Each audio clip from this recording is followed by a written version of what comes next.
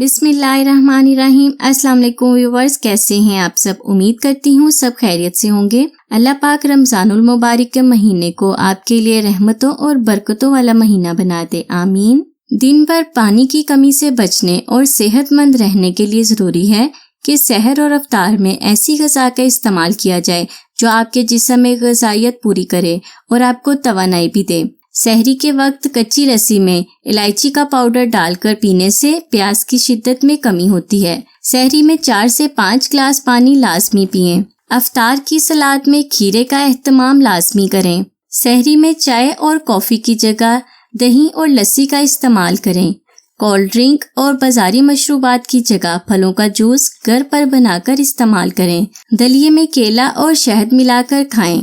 अफ्तार में तली हुई अशिया से परहेज करें। कोशिश करें रोज़े में दोपहर के वक्त धूप और गर्मी वाली जगह पर कम जाएं।